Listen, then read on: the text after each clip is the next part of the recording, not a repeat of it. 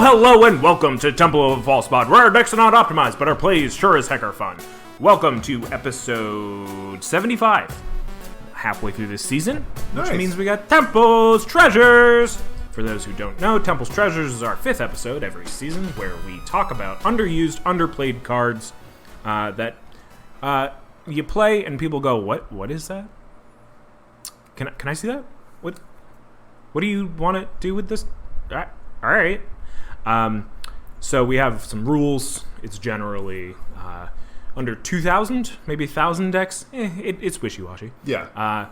It's... under 1,000 decks on EDHrec. Oh, thank you. Because we want to give you something that you probably don't already know about, and we're sort of saying, you know what, if it's less than 1,000, maybe you don't know about this card. Yeah. It has been printed... Its first printing was before 8th edition, yes. So it's got old border. And is 8th edition like the old... That's the... 8th edition was sort of the cutoff for modern. Okay. The idea being that if you were playing a modern playable card, it had the new border. Oh, okay. Yeah, so it's pre-modern. Yeah. And I think that's like the 2 restrictions. This week we've got white sorceries, yes. I believe. If I said something else at the end of the last episode, disregard that. Yeah. We're doing white sorceries. We've got a few. Wow, I really jumped into it. Yeah. I will say, and I mentioned this to Andy just before we started recording, so I'm going to repeat it for all of you. And I literally said, stop, save it. He did. So I'm saving it. Here it is. Where are all the white sorceries? I don't know. They're all instances. All of the cards, all of the cards that I was running that were white apparently weren't sorceries. They were apparently instants. Or all the white sorceries that can do anything are good enough that people play them. Right. Which, I mean, I have a hard time believing that one. But it certainly seemed that way on my search. Yeah, I think I counted, and it was for commander playable, as in legal, commander legal cards that were under 1,000 decks. I think there were about 50 white sorceries. It was right. I was like, this is such a small number. How do you pick? But just as we found with black sorceries, where black sorceries were all about hand discard, white sorceries are just all about gain life. At this stage of Magic, yeah. If you were playing a white sorcery, you were probably gaining some life. It's weird. Seemed to be where it was going over and over and over again, and I was just amazed. It makes sense from like a macro perspective of this is what white does, but like to have a sorcery that just says gain some life, it's underwhelming. Especially when I'm looking at commander decks for now. One, it's a sorcery.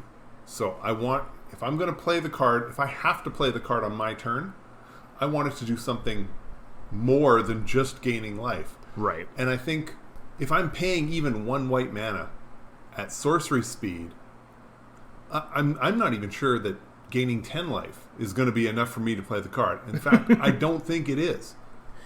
I feel like even in like decks that want life gain, like Heliod or something, where like you get a benefit, like you're a Johnny's Pridemate type decks, where it's like you get a benefit for gaining life. Gaining 1 instance of 10 life isn't spectacular, even in like casual 60, where it's like, half your life total. I think that 10 instances of 1 life gain is better, but you're not going to find that on a card. Right. And I think what we're seeing nowadays is card does something and you gain a life. So, pay X, draw X cards, gain X life. There's always something else that goes with the life gain to make it worthwhile. So like I said, a lot of these older cards where it was just straight life gain, I haven't included them on the list. I just don't know that I feel like maybe in a really narrow deck it might work, but if you're trying to storm off with just life gain, then go for it. But I think that that brings the count down to about 30 to 40 cards that are more than just gaining life. Right. And it just, I don't know. I would be surprised if we still, because I don't think we've had any we have overlap. Not had an overlap yet. I would be not surprised if this was the episode. I would not be surprised either, and that also leads to the next point. Andy and I have not discussed our lists. No. So we'll see what happens. Yeah. You want to start, or do you want me to start? I will start, because... Go, man, go. My first card is the first thing I instantly thought of, because I've seen it played before. I'm surprised it's not an instant, because it's Death or Glory. Death or Glory is part of the... We already have the overlap, just amazing. like that. I figured we did. Yeah. It's part of the Fact or Fiction cycle. So Yes. that's why I was surprised it wasn't an instant. I've seen this card played, and I was like, I need to keep that in mind. It's only 50 cents. It's in 479 decks. It's 4 and a white for sorcery, obviously. Mm-hmm. Separate all creatures in your graveyard into 2 face-up piles. I'm just reading from the card. I don't have the oracle in front of me. Remove the pile of an opponent's choice from the game. So exile that pile, and the other goes directly into play. Right. So obviously this deck works best with green or black or both, kind of filling up your graveyard and then evening it out, or having a friend pick the better pile. Well, all of the tricks that we all know for Fact or Fiction apply here. Oh, absolutely. The difference, though, is that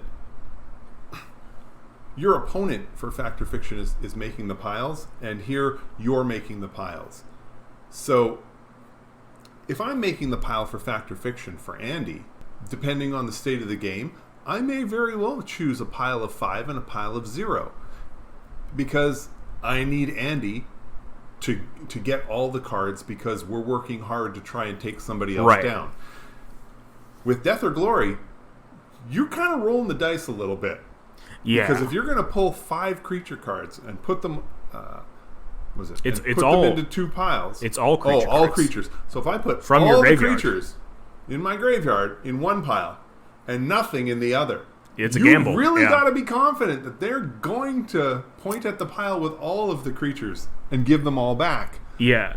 I'm surprised this isn't a red card. I feel like with this card now. Yeah, I feel like with this card, like you said, it's a bit of a gamble if you're going to go that way.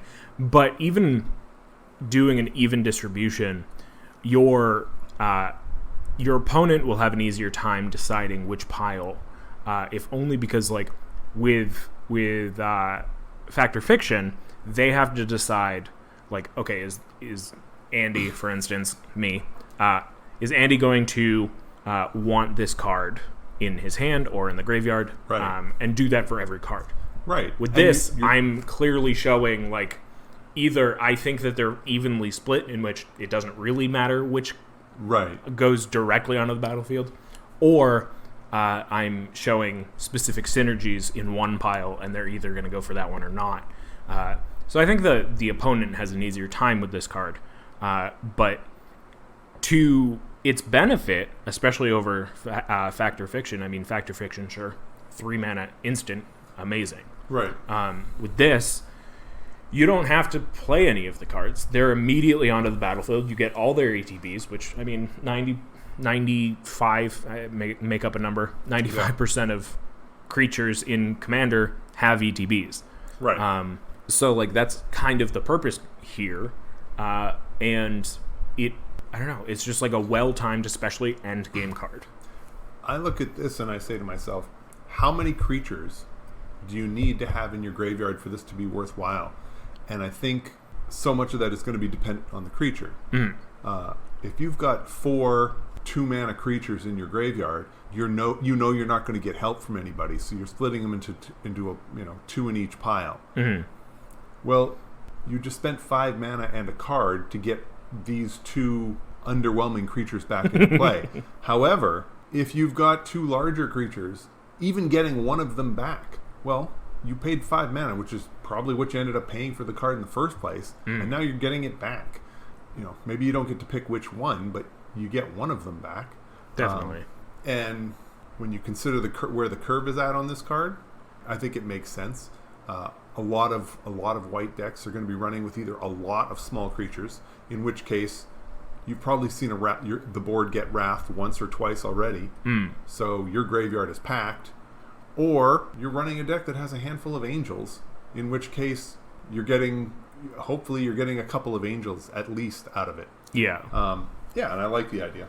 I think it's interesting too because it does the thing that I know you and I both like, which is to just not necessarily a mini game, but like a little. It breaks up the monotony of all right, land, spell, turn, go. Like it gives you not only choice as a player, but also just like it gives your opponents. It gets them in on it. Yes. Like it's extremely inclusive in terms of the table. So. Right. And I think part of the reason we don't see this a lot more is mostly because of what you said at the start. You're generally going to want to play this with a color that can pack the graveyard. Right. Well, the difficulty then is the pile that you get one pile back on the battlefield, the other pile of cards gets exiled. So now you've got no creatures in your graveyard after this. Oftentimes that's not what you're looking for if you're running a color that can load the graveyard. It's usually a color that can then take the cards out of the graveyard and get them into play. Yeah.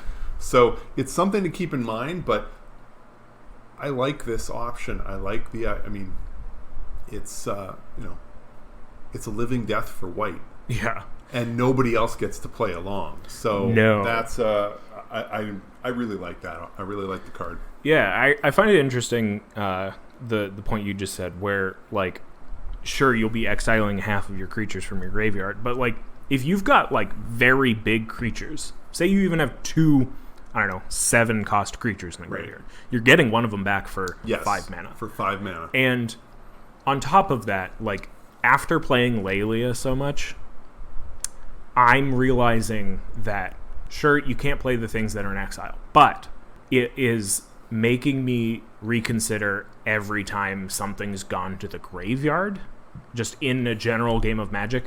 And if your deck isn't filled to the 10s, or if you're just not like completely going in on that strategy, sometimes it's okay that things just get exiled. Yeah. Like it's not a huge thing, especially if you're paying 5 mana to get huge amounts of value.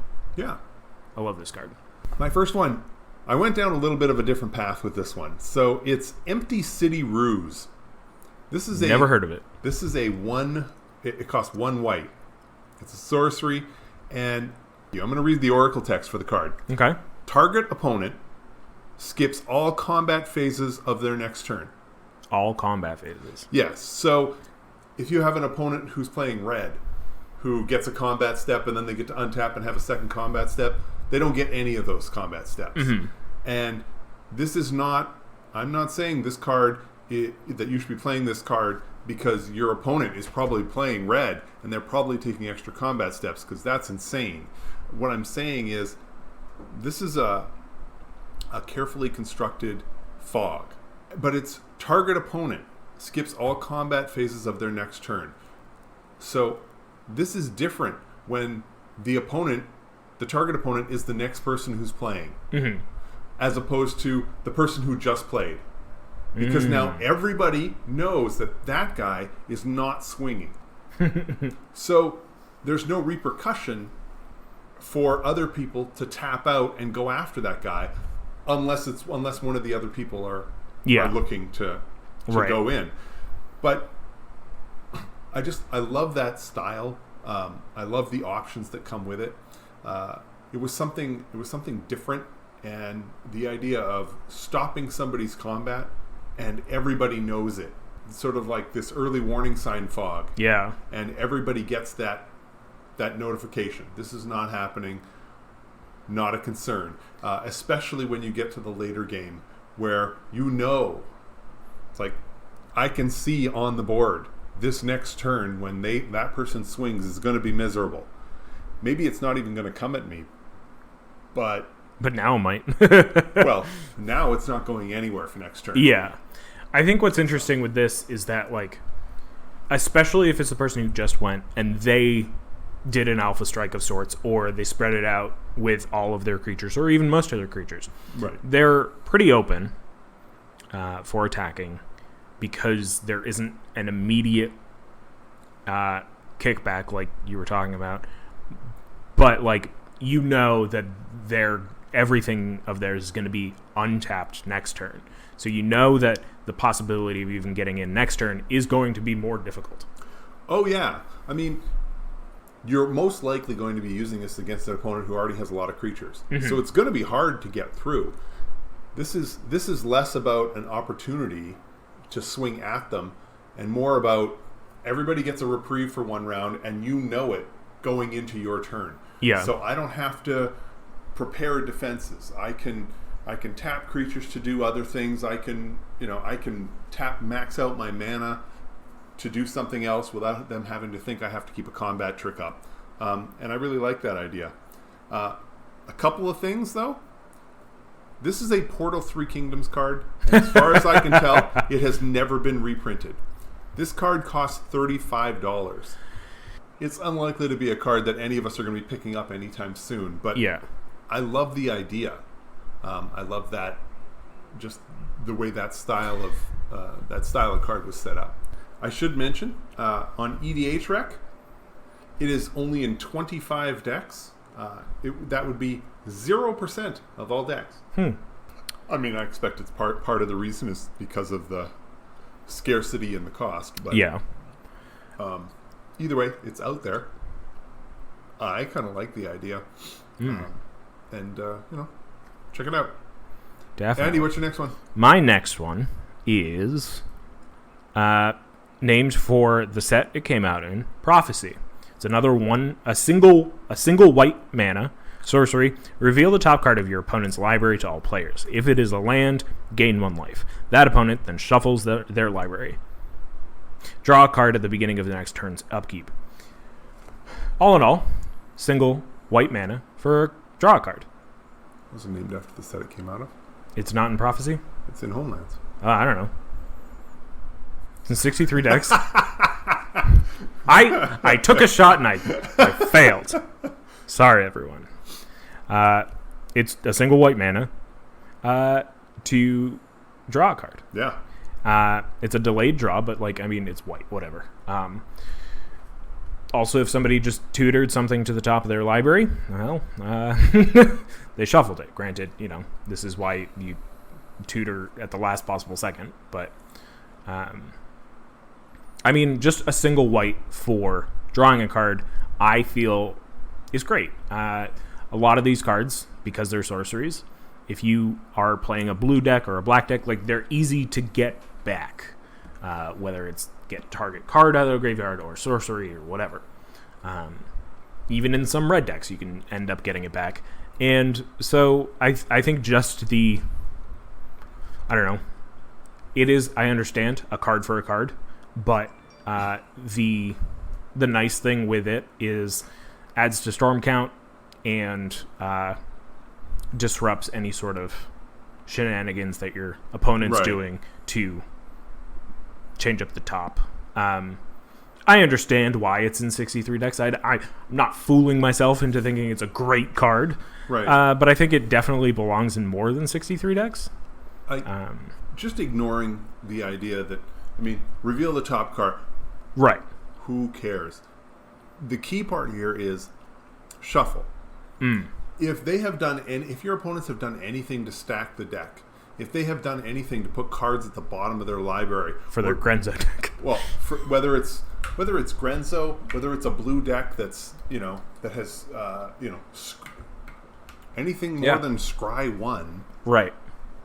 You get to mess with them, and that shuffle is a wonderful thing.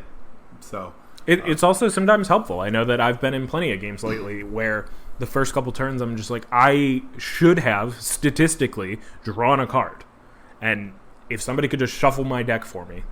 Right. And, do keep in mind, this is old school. Yeah. So you don't draw the card right away. No. You get to wait till your opponent's upkeep.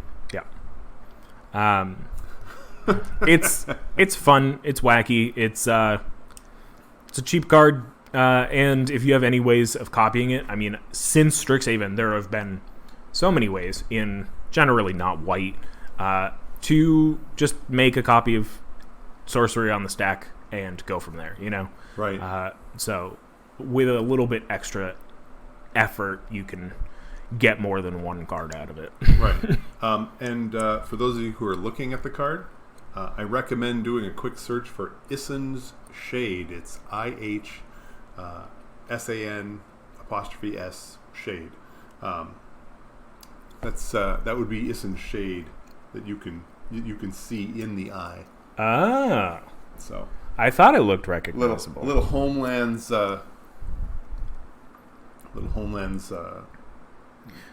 And make sure you go into the old printings because it was apparently printed in Masters 25. Oh, okay. Yeah, it's whatever. It's a perfect middle of the episode card. There we go.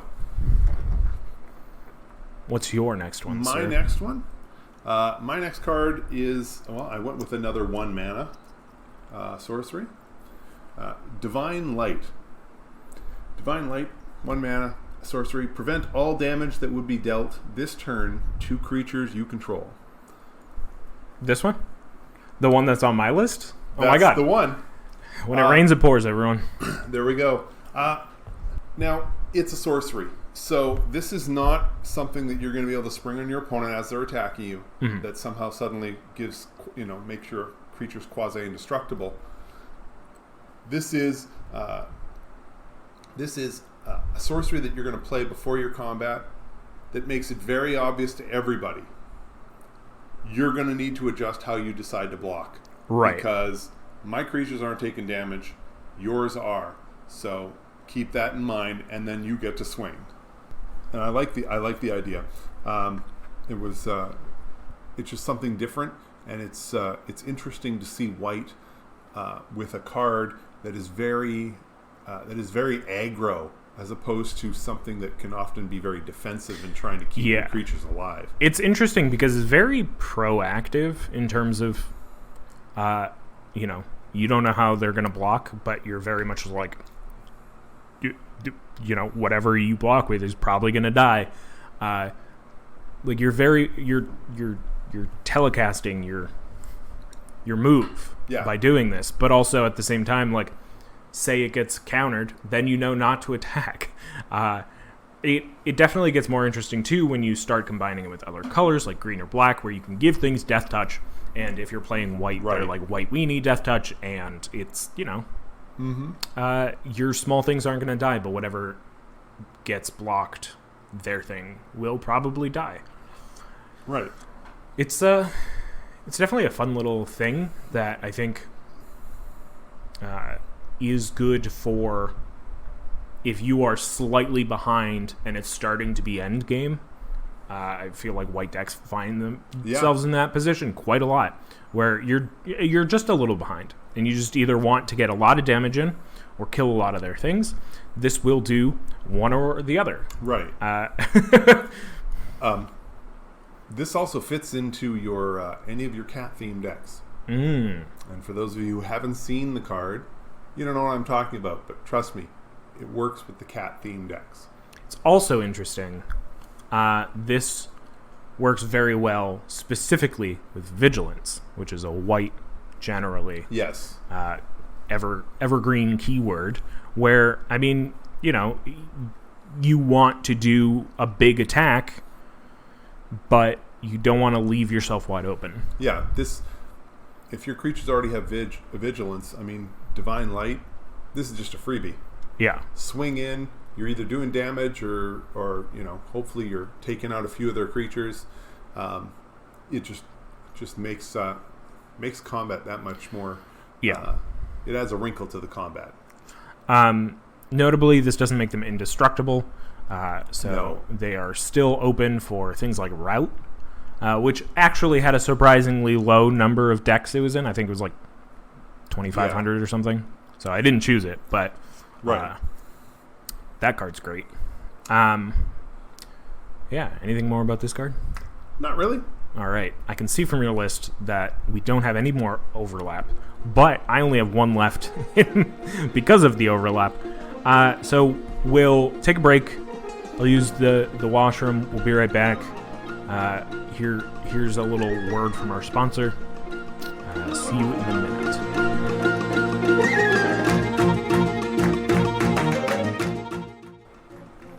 This episode of Temple of False Pod is brought to you by Prophecy, because I can tell the rest of this episode is going to be freaking awesome. Prophecy.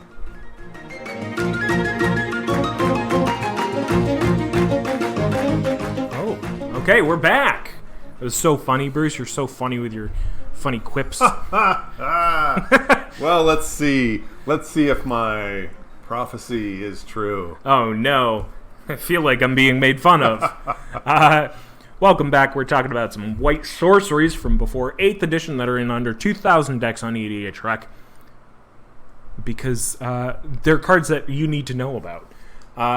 My third, so we usually choose 4 cards each, but because there's been so much overlap, I only have 1 card left. And then we'll talk about Bruce's other 2, because somebody was more prepared than I was. Keener. I'm a Keener. What can I say? Catherine Keener? Yeah, let's go with that. Okay. My last card, actually, you know what? Let's alternate. Let's do you first. Sure. My next card is Tariff. Tariff, it's sorcery for 1 and a white, so, costs twice as much as the other ones I already talked about, so it better be good. Each player sacrifices the creature they control with the highest mana value, unless they pay that creature's mana cost. If 2 or more creatures a player controls are tied for the highest, that player chooses one. I like this. I like that, from a very quick glance, it feels like you're taxing them. I mean, obviously, it's called Tariff. But they have a very simple choice. They can just sacrifice it. Well, the way I see it, if the most expensive card that you have on the board is probably is say 3 mana. Well, you can pay the 3 life to save it if it's that good, or you just give it up because it's just not that good. If you've got a card that costs 6 or 7 mana or more, well, then it's going to be worth paying the life. You're not paying life. You're paying mana. Right. You're just paying the mana again. Yeah. So then it becomes a case of, if you're tapped out, then you don't even have a choice. Right. And that's essentially how the Tariff is going to work. You don't get the choice.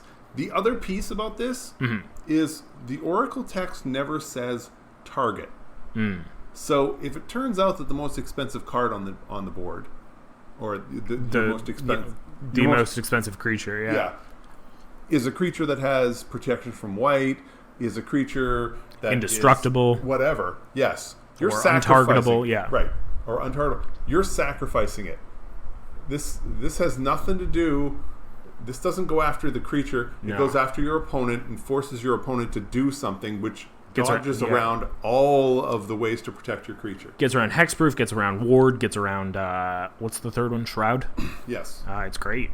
And I mean, it's specific enough that it on the surface it feels very restrictive, but if you really think about it, how often, say you have a 6 mana creature out, and I play this against you, how often are you going to have 6 mana up to then just pay for the creature again, Right. Especially on my turn. Yes. Because this is a sorcery after all. Right. Now, this being white, it's got to be fair. So even your creature, even you have to pay this for your creatures. Now, if you're playing white, you probably have a choice. If you're playing white, you probably have a choice. They're all 3 mana. Your choice is probably going to be 3 mana, so you're going to pay an extra 3. Right. Or just kill the creature. Bring it back with the other one. Yeah, and bring it back with Death or Glory. But it's there, and I like cards like this that force you to look at the board and make a decision as to whether or not now is the right time to play this, or is it better to wait a turn to play this? How tapped out are they going to be the next turn? What's the situation right now? Can they pay it or not? Will they have to jump through other hoops? Or, are you looking to spend 2 mana to make sure that they can't counter your next spell? Right. So it's okay, you have enough to pay it. So are you going to pay it and let me cast my next spell? Or are you going to lose your creature and then I'm just not going to cast my next spell? Right. I like this idea as it being that sort of a buffer for the next card that's going to come out, as a way to sort of bog up your opponent's ability to tap. So yeah,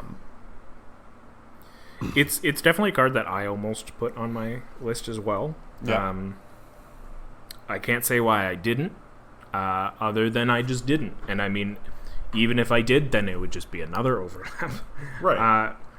I will say tariffs in 182 decks on EDHrec, and the cost is 50 cents. So this is, this isn't Empty City Ruse where you're going to break the bank to get it. And very cool Kev Walker art because, Yes. Very nice. My last card. People are going to go crazy over this one because they think it is what it is on the surface. It's 3 white mana. White for cleansing.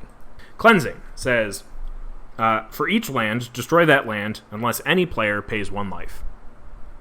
So, the card seems much more intimidating because it says all land is destroyed. Players may prevent cleansing from destroying specific lands by paying 1 life for each land they wish to protect. Effects that prevent or redirect damage may not be used to counter this loss of life. This is, for all intents and purposes, a game-ending card. You're against your opponent, they've got 12 life, but they've got, 20 land out or something. And they can either pay 20 life to save all of their land, or 0 life and destroy all their land. Or, more realistically, somewhere in the middle. Right. But basically it is saying you are going to be doing damage equal to how many lands they have. Now, like you said, this is white, so it's got to be fair. And you have to do this for yourself. But you're playing white, so, like we said earlier, you're probably playing life gain in some capacity. The other part is, how does white ramp nowadays? Treasures.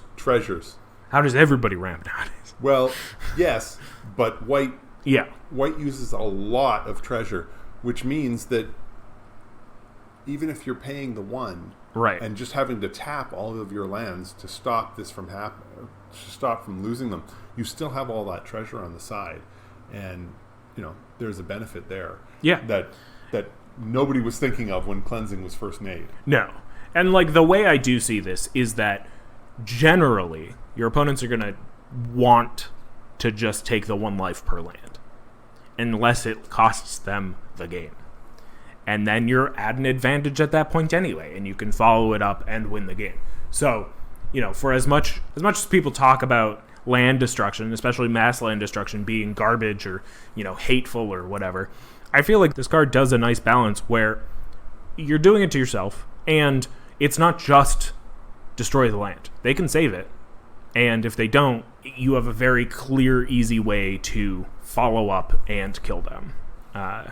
Because if they're not saving their land, it means they want to save their life, which means their life total's low enough that you can then follow up and deal the damage, because it's white and you'll be attacking.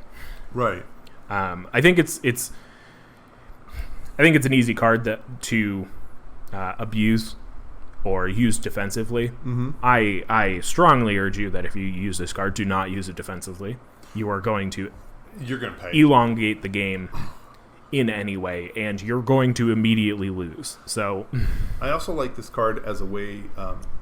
White oftentimes has a lot of abilities that say if you have less than this amount of life, or if you have, an exact number of life, and this is a very easy way to get to set your life total to whatever low number you need to set it to. What's interesting too is that it also sets your land total. So, say, with land tax, or what's that, Knight of the Accord? Knight of the White Orchid. Well, and then there's the new one. Oh, yes. They're all, if you have less land than your opponents, this is an easy way to do that. To an extent. I mean, you're using 3 white mana, but it's definitely got its uses beyond just I'm destroying everybody's land. Sure. I think it would be an interesting thing to see and play without having to try to abuse it. There's also the Cheese Stands Alone. I forget what the legal version of the card is. But either way, it says if you control no permanents other than that card and have no cards in hand, you win the game. Well, that is one way to make sure that you don't have any lands. Yeah. It certainly gets rid of a lot of permanents that are oftentimes difficult to get rid of. So, yeah. Baron Glory. Thank you. How many decks is cleansing in? Good question. 159. Nice. Or somewhere around there. $15 because it's on the reserved list. Only printed in the dark. I know we were going to each discuss 4.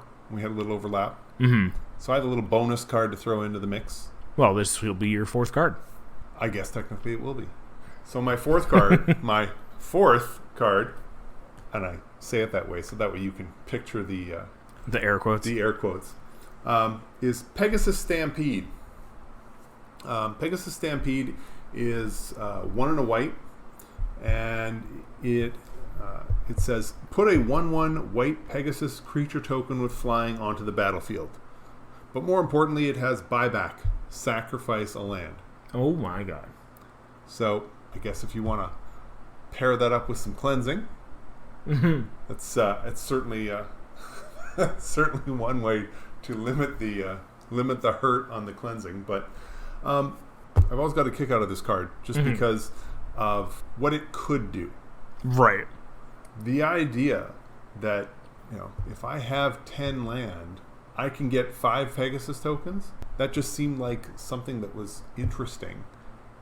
And then with the buyback of sack a land, well, especially now with Crucible of Worlds? Oh yeah, it's getting reprinted. Right. So with Crucible of Worlds, you're just recasting those lands from replaying them. Yeah. Yeah. So in essence, you don't have to use up all the mana and sack all your lands on the same turn.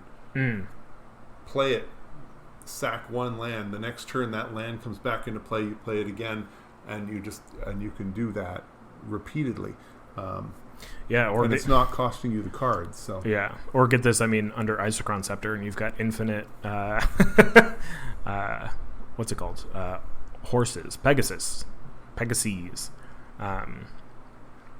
Not that I think any of us anybody in our meta plays Isochron Scepter generally, but it's 2 mana tap, play the spell for free. And I think if you're just doing that, then that's like a perfectly reasonable use of Isochron Scepter. That's not broken. You're making a 1/1 flyer. Yeah. Pair this up with Mesa Pegasus, and Pegasus Sacred Mesa. Yeah. Where you have to sack a Pegasus on your upkeep to keep it in play.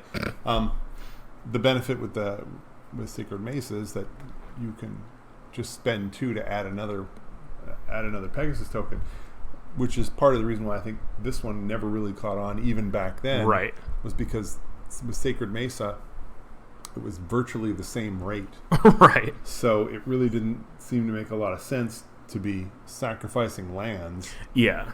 To get to recast something that was a 1/1 flyer. Now, we're talking about white here. These are never going to actually be 1/1 flyers when they swing. They're going to be 4/4 angels. Right. They're going to be 4/4 angels, or they're going to be even bigger than that because you've got ways to pump your tokens. Yeah. Or take your pick.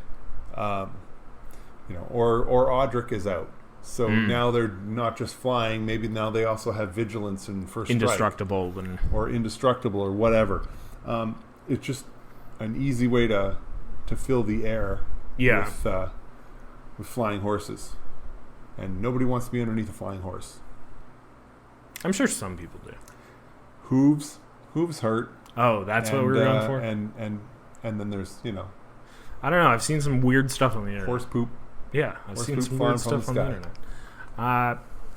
It is currently in 89 decks on EDHrec.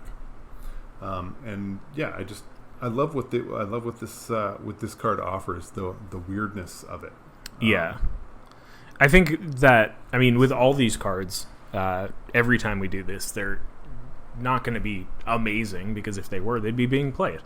But I think that what we try to do here is just find those special niches and kind of be like, hey, look, like if you're willing to not break something, then have this card. Try it out. It could be fun in these scenarios. It's fun to look at the interaction as a social mechanic in this card, with whether it's Death or Glory or Tariff or Cleansing. Like there's more to it. There's choice based around the table rather than just I'm gonna do this and this and this and this and not interact with anybody. And that's what I love about this series that we've been doing. Right, and I mean a card like Pegasus Stampede. Mm-hmm. Put it with where's it here? Rumor Gatherer. It's a 2/1 creature for 1 and 2 white. It has Alliance, and it says whenever another creature enters the battlefield under your control, scry 1. If this is the second time the ability is resolved this turn, draw a card instead. So you get the Pegasus Stampede can easily put out 2 creatures for you to both be able to scry 1 and then draw that card you put on top, or find the next card if you put it underneath. I'm sure there's ways to break this. Oh yeah. But I think it's just like a fun little goofy token generator that has the flexibility to be replayed. Right. And that's very nice.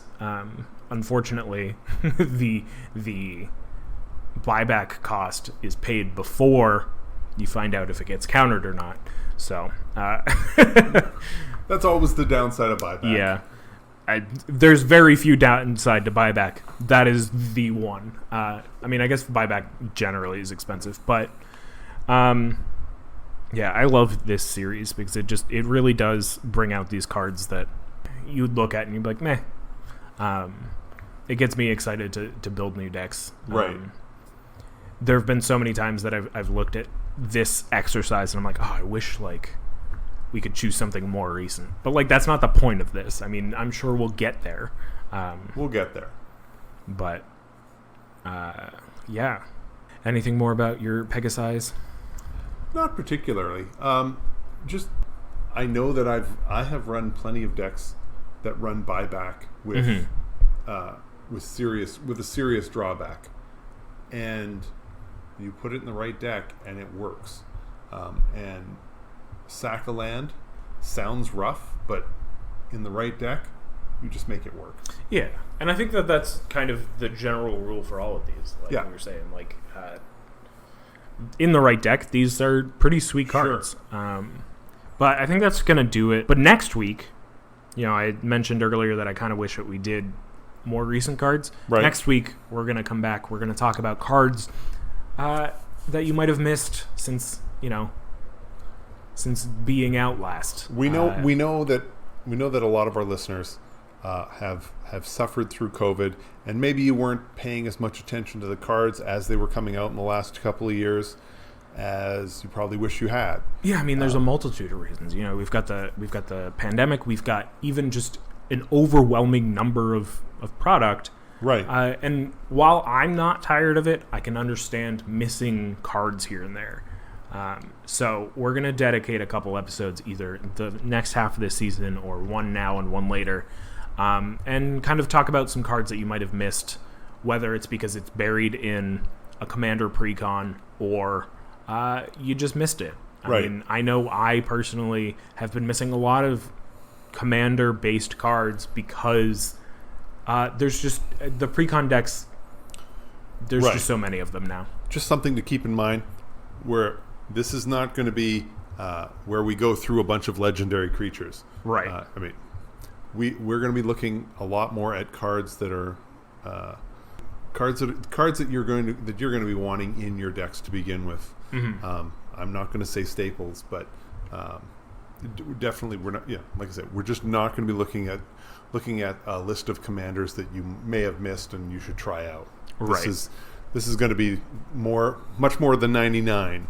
So yeah, and I think even beyond that, it's going to not focus on a lot of the cards that have either been reprinted in these sets, like your your dock sides. Like, we're not Right. like, you know, it had its Double Masters reprint. Yeah, no. We want all know cards about that this, are that are new from the last 2 years, and yeah. I'm excited about that. I'm excited about all of this. I'm excited about this episode. But I just bought a new precon. Speaking of which, I need to shuffle that up before our first game. So that's going to take a while. Let's get to that. Thank you so much for listening. We're Temple of the False Pod, where our decks are not optimized, but our plays sure as heck are fun. I'm Andy. I'm Bruce. Thank you again for listening. Have a great night, and may your fifth land be the temple. Bye!